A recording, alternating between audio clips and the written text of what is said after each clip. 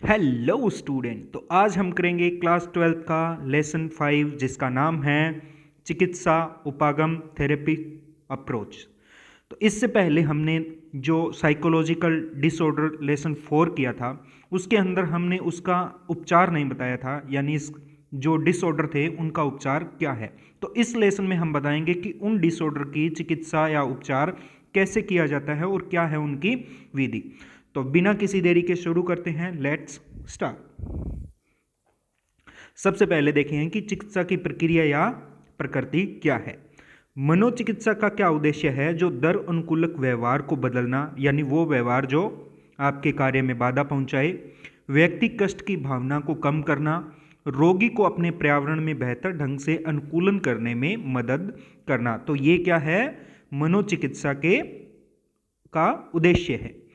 अब ये मनोचिकित्सा का जो चिकित्सक और रोगी है उसके बीच में संबंध कैसा होता है? ऐच्छिक होता है, यानी रोगी है वो अपनी इच्छा से चिकित्सक के पास में आएगा कि मुझे है वो दुश्चिंता है या फिर अन्य प्रकार का विकार है। तो अब हम देखते हैं कि इसके क्या लक्षण हैं मनोचिकित्सक के उपागम के। सबसे पहला, चिकित्सा के विभिन्न सिद्धांतों में अंतर्निहित नियमों एवं व्यवस्थित या क्रमबद्ध अनुप्रयोग होता है। यानी इसके अंदर क्या होता है? विभिन्न सिद्धांतों का उपयोग और नियम या फिर उपयोग का व्यवस्थित क्रमबद्ध अनुप्रयोग होता है। नंबर 2, केवल वे व्यक्ति ही कुशल पर्यवेक्षण में व्यवहारिक प्रशिक्षण प्राप्त किया हो मनोचिकित्सा कर सकते हैं। यानी मनोचिकित्सक कौन बन सकते हैं? जो कुशल हो पर्यवेक्षण में, किसमें? व्यवहारिक प्रशिक्षण में क्या हो? कुशल हो, वही मनोचिकित्सक बन सकते हैं, हर कोई नहीं बन सकता। नंबर 3, चिकित्सात्मक स्थितियों में एक चिकित्सक एक सेवार्थी होता है। यानी जो रोगी है उसको हम, जिसमें विकार है उसको हम क्या कहेंगे? सेवार्थी नाम दिया गया है। यहाँ पे रोगी नाम नहीं होता, सेवार्थी होता है। नंबर 4, चिकित्सात्मक प्रक्रिया में सेवार्थी ध्यान का मुख्य केंद्र होता है। यानी केंद्र कौन है ध्यान का? वो है सेवार्थी। सेवार्थी पे ध्यान केंद्रित किया जाता है। नंबर 5, इन दोनों व्यक्तियों चिकित्सा एवं सेवार्थी के बीच अंतःक्रिया के परिणाम स्वरूप चिकित्सात्मक संबंध का निर्माण होता है। यानी इन दोनों के बीच में एक संबंध का निर्माण होता है, उसका सुदृढ़ीकरण होता है, यानी संबंध दृढ़ बनता है और ये संबंध है वो गोपनीय होता है। ऐसा नहीं है कि सेवार्थी अपनी जाके दुविधा बताए कि मेरे कारण इस कारण से ये दुविधा है और चिकित्सक उसकी गोपनीयता भंग कर दे कि किसी और को बता दे। तो ये ऐसा नहीं होता। चिकित्सक क्या करता है? इसको गोपनीय रखता है, अंतर्वैयक्तिक होता है और एक डायनेमिक यानी गत्यात्मक संबंध होता है। तो ये क्या थे? इसके लक्षण थे मनोचिकित्सा उपागम या फिर मनोचिकित्सा के। नेक्स्ट, चिकित्सात्मक संबंध की बात की थी, उसको थोड़ा देख लेते हैं कि इसमें क्या लक्षण है। सेवार्थी और चिकित्सक के बीच में एक संबंध पाया जाता है जिसको हम क्या नाम देते हैं? चिकित्सात्मक संबंध या फिर चिकित्सात्मक मैत्री मित्र के रूप में होता है चिकित्सक, तो चिकित्सात्मक मैत्री नाम दिया गया है। इस चिकित्सात्मक मैत्री को दो घटक होते हैं। पहला घटक होता है संविदात्मक प्रकृति, यानी इसकी प्रकृति कैसी होती है? वो होती है संविदात्मक। और दूसरा इसका है कि इसकी अवधि है वो सीमित होती है। नेक्स्ट हम बात करते हैं कि इस संबंध की कई अनूठी विशेषताएं हैं। यह एक विश्वास एवं भरोसे पर आधारित संबंध है, यानी गोपनीय रखेगा और ये उसका विश्वास, सेवार्थी का विश्वास है वो नहीं तोड़ेगा। चिकित्सक भरोसे पर आधारित संबंध है। चिकित्सक अपने शब्दों एवं व्यवहारों को संप्रेषित करता है, वह सेवार्थी का मूल्यांकन नहीं करता। हाँ, सेवार्थी का मूल्यांकन नहीं करता, वह सेवार्थी के प्रति अपनी सकारात्मक भावनाओं को दिखाता रहता है, चाहे सेवार्थी के प्रति अशिष्ट व्यवहार क्यों न करे। यानी सेवार्थी अगर उसके प्रति अशिष्ट व्यवहार भी करे तो भी वो सकारात्मक रहेगा, क्योंकि चिकित्सक जानता है कि वो इस किसी भी प्रकार के विकार से ग्रसित हो सकता है या फिर पूर्व में की गई या फिर सोची गई गलत बातों को क्यों न बतलाए, लेकिन उसका व्यवहार कैसा रहेगा? सकारात्मक रहेगा। यानी वो अपने बारे में कितनी ही गलत बात बोल दे या चिकित्सक के बारे में बोल दे, लेकिन व्यवहार है जो चिकित्सक का वो क्या रहेगा, सकारात्मक रहेगा। यह अशर्त सकारात्मक आदर की भावना है, यानी चिकित्सक है वो किसके प्रति, सेवार्थी के प्रति किस प्रकार का आदर रखेगा, अशर्त सकारात्मक, अनकंडीशनल पॉजिटिव रिगार्ड, जो चिकित्सक की सेवार्थी के प्रति होती है। चिकित्सक की सेवार्थी के प्रति तंदुनुभूति भी होती है। तंदुनुभूति एम्पैथी, यानी वो उसके कष्टों को समझेगा उसके लेवल पर जाके, और ये एक नियमबद्ध गोपनीयता का संबंध होता है। तो ये थे इसकी विशेष बातें जो चिकित्सात्मक संबंध की बात थी। नेक्स्ट हम बात करते हैं चिकित्सात्मक प्रकार, यानी चिकित्सा जो मनोचिकित्सा है वो कैसे कैसे की जाती है। तो इसके व्यापक जो 3 मुख्य वर्गों में वर्गीकृत किया गया है, 3 बड़े समूह में वर्गीकृत किया गया है। अन्य जो भी हैं वो हम आगे देख लेते हैं, जैसे मनोगतिकी, व्यवहार और अस्तित्वपरक मनोचिकित्साएं, ये 3 बड़े समूह हैं। तो अब हम एक एक करके इन सभी प्रकार की जो मनोचिकित्साएं हैं इनको पढ़ते हैं। ध्यान रखिएगा, ये जो चिकित्साएं हैं वो एक प्रकार की प्रोसेस है, ठीक है, एक प्रकार की प्रोसेस है। तो इनको स्टेप बाय स्टेप आप साथ के साथ समझिएगा ध्यान से। अगर आपको कोई भी स्टेप समझ में नहीं आए तो आप वीडियो रोककर थोड़ा पीछे से फिर से प्ले कीजिए ताकि आपको बेहतर समझ सकें, और एक बार आप पूरा वीडियो देख लोगे तो पूरी समझ में आ जाएगी, ठीक है। और आपको साथ में टर्म्स भी याद रखनी है। तो पहली चिकित्सा क्या है, पहली चिकित्सा है मनोगतिकी चिकित्सा, और मनोगतिकी चिकित्सा का नाम आते ही किसका नाम साथ में जुड़ा हुआ है, सिगमंड फ्राइड का नाम सबसे पहले लिया जाता है। मनोचिकित्सा है ये सबसे प्राचीन रूप है, जो मनोगति चिकित्सा है वो मनोचिकित्सा में सबसे प्राचीन है। और कार्ल जो युंग है, जुंग या युंग, इसने संशोधन किया और इसकी चिकित्सा को क्या नाम दिया, वैश्लेषिक मनोचिकित्सा के नाम से भी जाना जाता है। इसके बाद में सिगमंड फ्राइड के बाद में उत्तर जो सिगमंड फ्राइडवादी थे तो उनका भी नाम आता है। अब ये क्या मानता है, ये मानता है कि जो द्वंद्व है इनके कारण क्या होता है, व्यक्ति में विकार उत्पन्न होता है। यानी ये किस को मानता है कारण, विकार के कारण वो द्वंद्व को मानता है। तो द्वंद्व को बाहर निकालना ही क्या है, चिकित्सा पूरी करनी है। तो ये मानता है कि अंतः मनोद्वंद को बाहर निकालने की विधियां कौन कौन सी हैं। इसके पहला चरण इसे अंतो जो मन का द्वंद है इसको बाहर निकालना, यानी जो चिकित्सक है वो समझेगा कि इसके मन में क्या द्वंद है, वो समझेगा। तो ये इसका पहला चरण है, उसके बाद में उपचार शुरू करेगा। तो समझने के लिए वो 2 प्रकार की विधि उपयोग में लाता है। पहला क्या है, मुक्त साहचर्य, और दूसरा है स्वपन व्याख्या। तो ये क्या करेगा कि जैसे अच्छा संबंध बन गया सेवार्थी और चिकित्सक के बीच में, तो उससे एक चेयर पे लेटा देगा उसे और उससे कहेगा कि जो भी उसके विचार हैं वो सुनता जाएगा। उससे जस्ट एक फ्रेंड वाले रिलेशन के तहत वो कुछ क्वेश्चन भी पूछेगा, सेवार्थी उसका जवाब देता जाएगा, और धीरे धीरे क्या करेगा कि सेवार्थी को निद्रावस्था में पहुंचा देगा, सुला देगा। उसके बाद में सेवार्थी उससे रिलेटेड कुछ जो उसके अचेतन मन में विचार चल रहे हैं उससे क्या करेंगे, वो स्वप्न देखेगा, और उठने के बाद में क्या करेगा कि वो जो स्वप्न देखा है वो लिखकर उनको पढ़ेगा, ताकि वो उसके अचेतन मन में जो भी द्वंद्व, अंतः मनोद्वंद जिस कारण से विकसित हुए हैं, जिस कारण से विकार विकसित हुए हैं, उनको पहचान कर सके। तो पहला है मुक्त साहचर्य यानी फ्री एसोसिएशन, उसको फ्रीली कुछ बोलने को कहेगा कि क्या लगता है, किस कारण से हुआ, जो भी वो बोलता रहेगा सेवार्थी। उसके बाद में सो जाएगा और बाद में स्वप्न की व्याख्या भी करने को कहेगा कि आपने स्वप्न में क्या क्या देखा, ताकि उसके अचेतन मन के जो विचार हैं, जो द्वंद्व हैं, उनको पहचान कर सके। इसके बाद में उपचार शुरू होता है। अब उपचार करने के 2 उपाय हैं। पहला क्या है, पहला है अन्यारोपण और दूसरा है व्याख्या या फिर निर्वचन।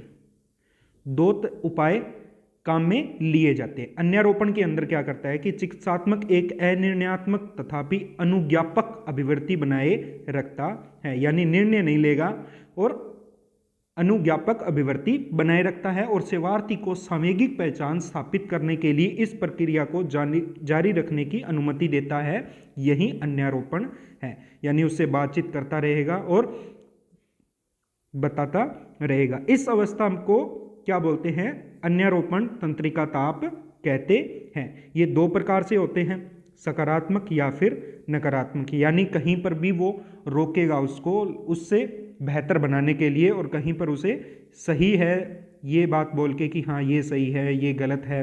तो नकारात्मक और ये सकारात्मक भी हो सकते हैं। तो ये है अन्यारोपण की विधि की, साथ के साथ उसे बताता जाएगा हर सत्र में, जब भी नई बात मिलेगी उसे तब उसे बताता जाएगा। यानी अनिर्णयात्मक साथ में होगा, साथ में अनुज्ञापक अभिवृत्ति भी होगी।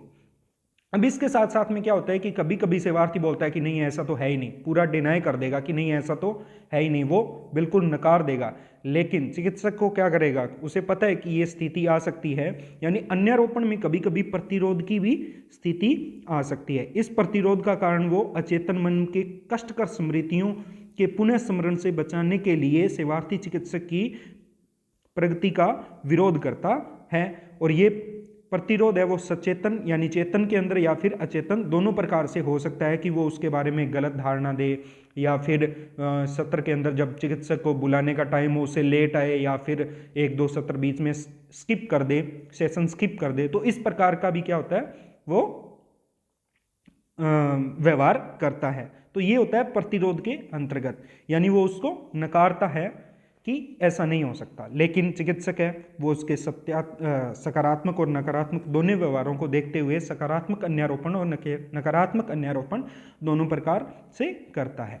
अब हम देखते हैं जो व्याख्या है या फिर निर्वचन है, इसके अंतर्गत क्या होता है? निर्वचन मूल युक्ति है जिससे परिवर्तन को प्रभावित किया जाता है। प्रतिरोध एवं स्पष्टीकरण निर्वचन की दो विश्लेषणात्मक तकनीक है। यानी निर्वचन या व्याख्यान, यानी व्याख्या करेगा उसके बारे में, तो उसके ऊपर एक तो प्रतिरोध हो गया, एक स्पष्टीकरण हो गया। स्पष्टीकरण देना या फिर उसकी किसी बात का प्रतिरोध करना, ये दो विश्लेषणात्मक तकनीक है। प्रतिरोध में चिकित्सक सेवार्थी के एक मानसिक पक्ष की ओर संकेत करता है कि इस बारे में बोल रहा हूं मैं, जिसका सामना सेवार्थी को अवश्य करना चाहिए। यानी तुम्हारे मानसिक पक्ष के अंदर ये गलती है, यहाँ पे तुमने गलती की, तो उसका सामना सेवार्थी को करना चाहिए। अब बात आती है स्पष्टीकरण, दूसरा जो विश्लेषणात्मक तकनीक है। स्पष्टीकरण क्लैरिफिकेशन एक प्रक्रिया जिसके माध्यम से चिकित्सक किसी अस्पष्ट और भ्रामक घटना को केंद्र बिंदु में लाता है। यानी जब उसे पता चल गया तो वो बताएगा कि ये तुम्हारे अंदर जो अभिवृत्ति उत्पन्न हुई है वो इस घटना के बाद उत्पन्न हुई है, तो इसको मानो कि ये ही इसकी मूल या फिर जड़ है। तो ये स्पष्टीकरण में वो एक किसी घटना को केंद्र बिंदु में लाएगा। इसके बाद में निर्वचन एक अधिक सूक्ष्म प्रक्रिया है और मनोविश्लेषण का शिखर माना जाता है। निर्वचन बाल्यावस्था में भोगे हुए वंचन एवं अंतः मनोद्वंद का केंद्रित हो सकता है। प्रतिरोध, स्पष्टीकरण और निर्वचन प्रयुक्त करने की पुनरावृत्ति प्रक्रिया को समाकलन कार्य कहते हैं। यानी निर्वचन, प्रतिरोध और स्पष्टीकरण, इनकी पुनरावृत्ति करने को बार बार पुनरावृत्ति हो रही है, तो इसको क्या बनेंगे? समाकलन कार्य कहते हैं। समाकलन कार्य रोगी को अपने आप को तथा अपनी समस्या को, स्रोत को समझने में और बाहर आई सामग्री को अपने अहम में समाकलित करने में सहायता करता है। समाकलन कार्य का परिणाम अंतर्दृष्टि। इसका परिणाम क्या होता है? जो समाकलन कार्य बार बार समाकलन कार्य कर रहे हैं उसका परिणाम क्या है? अंतर्दृष्टि विकसित करना, इनसाइट विकसित करना। तो ये किस प्रकार की हो सकती है? बौद्धिक अंतर्दृष्टि भी हो सकती है और सामयिक अंतर्दृष्टि भी हो सकती है। तो जो अंतर्दृष्टि है वो ही इस चिकित्सा का मुख्य जो भाग है, यानी यही इसका केंद्र है कि इसके बाद में व्यक्ति को समझ आ जाएगी कि किस वजह से यह घटना घटित हुई है। अंतर्दृष्टि कोई आकस्मिक घटना नहीं है बल्कि एक कर्मिक प्रक्रिया है, यानी इस कर्मिक प्रक्रिया के बाद में इसका ये रिजल्ट मिलता है। सेवार्थी बौद्धिक एवं सामयिक स्तर पर अपने आप को बेहतर समझने लगता है और अपनी समस्याएं द्वंद्वों के बारे में अंतर्दृष्टि प्राप्त कर लेता है। बौद्धिक समझ को हम बौद्धिक अंतर्दृष्टि कहते हैं और सामयिक समझ को सामयिक अंतर्दृष्टि नाम दिया गया है। सामयिक समझ भूतकाल को अप्रीतिकर घटनाओं के प्रति अपनी अविवेकी प्रतिक्रिया की स्वीकृत करता है और सामयिक रूप से परिवर्तन की तत्परता तथा परिवर्तन करना सामयिक अंतर्दृष्टि है। अंतर्दृष्टि चिकित्सा का अंतिम बिंदु है, यानी इस चिकित्सा का अंतिम बिंदु क्या है? अंतर्दृष्टि उत्पन्न करना, जो जिस पक्ष से भी रिलेटेड विकार हुए हैं। इस अवस्था पर मनोविश्लेषण समाप्त कर दिया जाता है, यानी जब अंतर्दृष्टि उत्पन्न हो गई तो मनोविश्लेषण समाप्त हो गया। इस उपचार की अवधि 4-5 दिनों तक रोज 1 घंटे के सत्र के साथ कई वर्षों तक चल सकती है, और इसकी 3 अवस्थाएं होती है। नेक्स्ट हम बात करते हैं व्यवहार चिकित्सा। 2 नंबर कौन सी है? व्यवहार चिकित्सा। व्यवहार चिकित्सा का यह मानना है कि मनोवैज्ञानिक कष्ट है वो किस कारण उत्पन्न होते हैं? दोषपूर्ण व्यवहार प्रतिरूपों एवं विचार प्रतिरूपों के कारण उत्पन्न होते हैं। यानी ये मानता है या तो व्यवहार के कारण या फिर विचार के कारण विकार उत्पन्न होते हैं। अतः इनका केंद्र बिंदु भी क्या है? या तो व्यवहार और विचार। व्यवहार और विचार क्या है? इनका केंद्र बिंदु है। सेवार्थी में विद्यमान व्यवहार और विचार, और इन्हीं के कारण जो विकार उत्पन्न होते हैं। अधिगम के सिद्धांत का नैदानिक अनुप्रयोग ही व्यवहार चिकित्सा को गठित करता है। अधिगम सिद्धांत के नैदानिक उपयोग ही व्यवहार चिकित्सा को गठित करता है, यानी जो अधिगम के सिद्धांत हैं इनका उपयोग करेंगे, नैदानिक उपयोग करेंगे। व्यवहार चिकित्सा में विशिष्ट तकनीकों एवं सुधारोन्मुख हस्तक्षेपों का एक विशाल समुच्चय होता है। यानी जो ये सिद्धांत हैं इनका अलग अलग एक ग्रुप बना दिया जाता है। ग्रुप के द्वारा होता है कि जैसे किसी को भय या फिर अपंकारी भय है तो उसके लिए एक विशेष समुच्चय, एक ग्रुप के अंदर ग्रुप जो अधिगम के सिद्धांत है वो अप्लाई किए जाते हैं निदान के रूप में। या फिर किसी का क्रोध प्रस्फोटन का उपचार किया जाता है तो उसके लिए कोई दूसरा ग्रुप बनाया हुआ है कि ये विधियां उपयोग में लानी है। या फिर जो डिप्रेशन में है उसके लिए कोई एक भिन्न प्रकार का तीसरा कोई ग्रुप बनाया हो। तो अनेक प्रकार के ग्रुप बनाए हुए हैं, उन ग्रुप को अप्लाई किया जाता है, समुच्चय को अप्लाई किया जाता है। उपचार की विधि क्या है? जो अपक्रियात्मक व्यवहार है जिनके कारण कष्ट प्रदान होता है तो उनको दूर किया जाता है। किसके द्वारा? अधिगम के सिद्धांत के द्वारा। अब इसके अंदर एक तो पूर्ववर्ती कारक पढ़ते हैं, एक संपोषण कारक। पूर्ववर्ती कारक मान लो कि बाल्यावस्था में कोई कारक है जिसके कारण आपके अंदर वो विकार उत्पन्न हुआ। संपोषण कारक जो इस पूर्ववर्ती कारक है इसका संपोषण कर रहा है कि हाँ ये देखो कि मेरे ठीक हुई उस समय कि मैंने ये चेंज किया, ये परिवर्तन किया, तो वो क्या हो गया? संपोषण कारक जो पूर्ववर्ती कारक को संपोषण प्रदान कर रहा है। नेक्स्ट हम बात करते हैं कि जब एक बार दोषपूर्ण व्यवहार जो कष्टकर है उसकी पहचान कर ली जाती है तो उसका पैकेज चुना जाता है। यानी पहला काम क्या है? जो व्यवहार है अपक्रियात्मक व्यवहार उसकी पहचान करेंगे, फिर उसका पैकेज यानी ग्रुप चुना जाएगा कि कौन से ग्रुप के द्वारा इसका उपचार किया जाए। चिकित्सक इसके पूर्ववर्ती संक्रिया या अनुवर्ती परिणामी संक्रिया स्थापित करके संपन्न करता है और इसको बोलते हैं स्थापक संक्रिया। अब इसके अंतर्गत 2 प्रकार के प्रबलन दिए जाते हैं। पहला है निषेधात्मक नेगेटिव और दूसरा है सकारात्मक। यानी जो चिकित्सक है वो उसको नेगेटिव रिइंफोर्समेंट भी दे सकता है और पॉजिटिव रिइंफोर्समेंट भी दे सकता है। विभेदक प्रबलन द्वारा एक साथ अवांछित व्यवहार को घटाया जा सकता है, यानी जो अवांछित व्यवहार है उसको कम किया जा सकता है और वांछित व्यवहार को बढ़ाया जा सकता है। वांछित व्यवहार के लिए सकारात्मक प्रबलन और अवांछित व्यवहार के लिए नकारात्मक या निषेधात्मक प्रबलन का उपयोग किया जाता है और साथ साथ उपयोग कर इस विधि का उपयोग किया जाता है। यानी विभेदक प्रबलन क्या है? वांछित व्यवहार को बढ़ाना और अवांछित व्यवहार को कम करना। दुर्भीति या अविवेकी भय यानी जो फोबिया है इसके अंदर वोल्फ ने एक तकनीक दी जिसका नाम था कर्मिक विस्वेदीकरण। विस्वेदनीकरण किसने दी थी? वोल्फ ने दी थी। किसके लिए था ये? फोबिया से रिलेटेड टेक्निक है। इसके अंदर सेवार्थी का साक्षात्कार भय उत्पन्न करने वाली स्थितियों को जानने के लिए किया जाता है, यानी इंटरव्यू लिया जाता है इस जो टेक्निक है इसके अंतर्गत। इसके अलावा एक सिद्धांत है जो है प्रिंसिपल ऑफ रेसिप्रोकल इनहिबिशन, यानी अन्योन्य प्रावरोध का सिद्धांत। इसके अंदर 3 टेक्निक काम में ली जाती है। कौन कौन सी? पहला, मॉडलिंग या प्रतिरूपण। इस प्रक्रिया में सेवार्थी एक विशेष प्रकार के व्यवहार को सिखाया जाता है कि तुम्हें इस प्रकार से व्यवहार करना है। पहले चिकित्सक करके दिखाता है कि तुम्हें जब भी कोई जवाब देना है या व्यवहार करना है वो इस प्रकार से करना है। फिर सेवार्थी उसकी मॉडलिंग यानी उसकी नकल करेगा, वो क्या होगी? मॉडलिंग। फिर आता है भूमिका प्रतिरूपण यानी रोल मॉडल। यानी चिकित्सक क्या कर देगा कि उसका कोई रोल मॉडल फिक्स कर देगा कि तुम्हें जब भी ऐसा आए तो तुम देखो कि किसी फिल्म के अंदर या फिर जो परिस्थिति के अंदर वो दे देगा कि वो कैसे व्यवहार करता है, उसके जैसा व्यवहार करना है, तो रोल मॉडल बना दिया जाता है। तीसरा है कि प्रतिस्थानिक अधिगम अर्थात दूसरों को देखकर सीखना, इसका उपयोग किया जाता है। यानी दूसरों को देखकर सीखो और अप्लाई करो। तो ये थे 3 टेक्निक जो कि किसमें? प्रिंसिपल ऑफ रेसिप्रोकल इनहिबिशन में उपयोग की जाती है। नेक्स्ट कौन सी चिकित्सा है? वो है संज्ञानात्मक चिकित्सा। संज्ञानात्मक चिकित्सा में मनोवैज्ञानिक कष्ट का कारण किसको मानते हैं?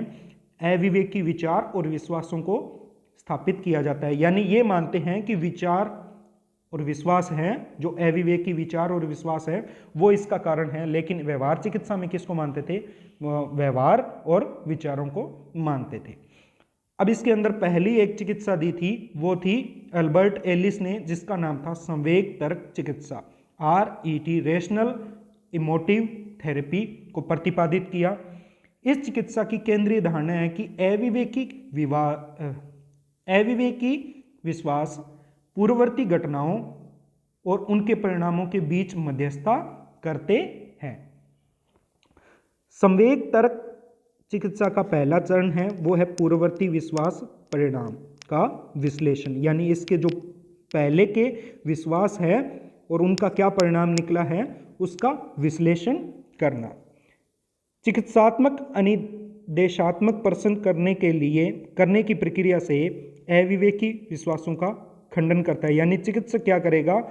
किस प्रकार के प्रश्न करेगा? अनिर्देशात्मक प्रश्न करेगा और उसके जो विश्वास हैं जो अविवेकी जिनके कारण कष्ट उत्पन्न हो रहा है उसका खंडन करेगा। प्रश्न करने का जो स्वरूप है वो सौम्य होता है और निर्देशात्मक या फिर जांच पड़ताल वाला नहीं होता, अनिर्देशात्मक होता है। नेक्स्ट जो दूसरी चिकित्सा है वो आरन बेक ने दी थी। दुश्चिंता या अवसाद से अभिलेखित मनोवैज्ञानिक कष्ट संबंधी उनके सिद्धांत के अनुसार परिवार और समाज द्वारा दिए गए बाल्यावस्था के अनुभव मूल अवनीति योजना या मूल स्कीमा या तंत्र के रूप में विकसित होती है। यानी समाज और परिवार जो उनके द्वारा जब मूल धारणाएं विचार उत्पन्न करेगा और वो उसकी स्कीमा मूल स्कीमा विकसित कर देगा जिनमें व्यक्ति का विश्वास और क्रिया के प्रतिरूप सम्मिलित होते हैं। अब विचार वास्तविकता को नकारात्मक तरीके से विकसित कर सकते हैं। यानी अगर नेगेटिव कोई विचार दे दिया तो वो वास्तविकता को भी विकृत कर देते हैं। विचारों के इन प्रतिरूपों को क्या बोलते हैं? अपक्रियात्मक संज्ञानात्मक संरचना, डिसफंक्शनल कॉग्निटिव स्ट्रक्चर कहते हैं। जो विचार क्या कर दे? वास्तविकता को नकारात्मक तरीके से विकृत कर दे। चिकित्सक जो प्रश्न करता है वो सौम्य होते हैं। सेवार्थी के विश्वासों या विचारों के प्रति बिना धमकी वाले किंतु खंडन करने वाले, यानी उसका खंडन करेगा, ऐसे नहीं कि हाँ धमकी देगा। यह चिकित्सा अल्पकालिक होती है, यानी 10 से 20 जो सत्र है, सेशन है, इनमें समाप्त हो जाती है। नेक्स्ट क्वेश्चन जो चिकित्सा है वो कौन सी है? संज्ञानात्मक व्यवहार चिकित्सा। इसका नाम क्या है? CBT cognitive behavioural therapy. एक CBT मनोविज्ञान में एक और भी है, वो टेस्ट से रिलेटेड है, तो आप ध्यान रखना। CBT एक टेस्ट वाली है, कंप्यूटर बेस्ड टेस्ट भी है, और एक क्या है? कॉग्निटिव बिहेवियरल थेरेपी को भी CBT नाम दिया गया है। यह सबसे अधिक प्रचलित चिकित्सा है जिसका नाम है संज्ञानात्मक व्यवहार चिकित्सा, CBT। मनोविकृति की रूपरेखा बताने के लिए संज्ञानात्मक व्यवहार चिकित्सा जैव मनोसामाजिक उपागमों का उपयोग करती है। यह संज्ञानात्मक चिकित्सा को व्यवहार तकनीकों के साथ संयुक्त करती है। यानी संज्ञानात्मक चिकित्सा है उसके अंदर जो व्यवहार की टेक्निक है वो अप्लाई की जाती है। सेवार्थी के कष्टों का मूल या उद्गम स्थान जैविक वैज्ञानिक और सामाजिक क्षेत्रों में होता है। यानी ये जो उसके कष्ट है, विकार है, उनको किसको मानता है? जैविक, मनोवैज्ञानिक और सामाजिक क्षेत्र मानता है।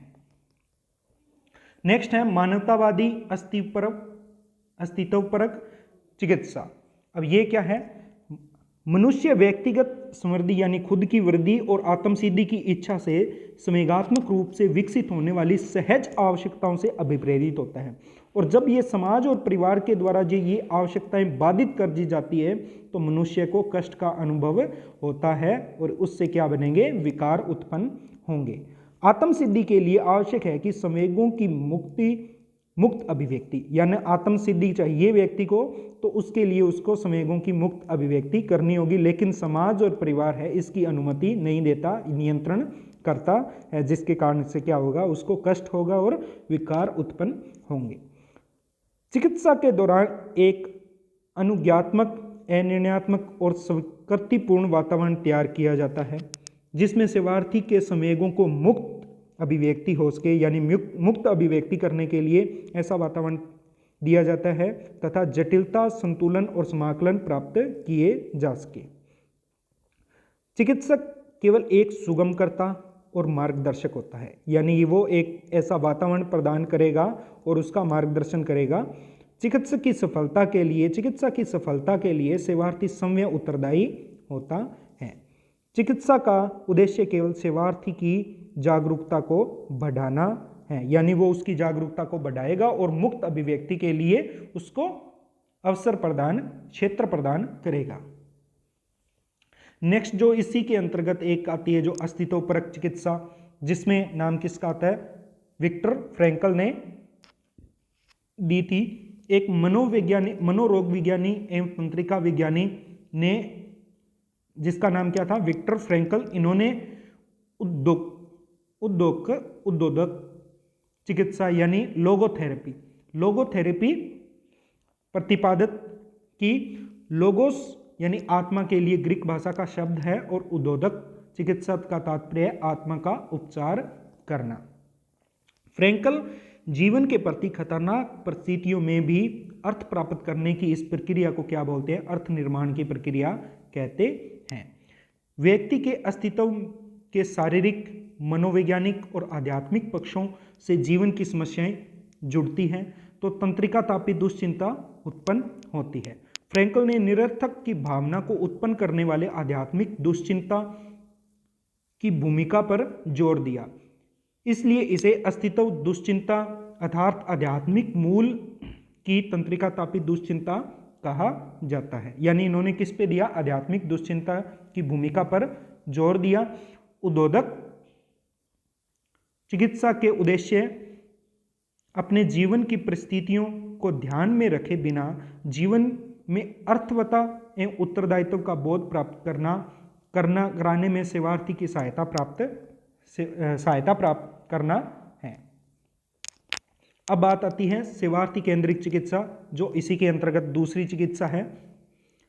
सेवार्थी केंद्रित चिकित्सा कोल रोजर्स द्वारा प्रतिपादित की गई। कोल रोजर्स ने मनोचिकित्सा में संप्रत्य को प्रस्तुत किया, यानी सेल्फ के कॉन्सेप्ट ऑफ सेल्फ को प्रस्तुत किया। उनकी चिकित्सा का मानना है कि किसी व्यक्ति के अस्तित्व का मूल एवं स्वतंत्र और पूर्ण होते हैं। चिकित्सा एक ऐसा गर्मजोशी संबंध प्रदान करती है जिसे सेवार्थी अपनी विघटित भावनाओं के साथ संबंध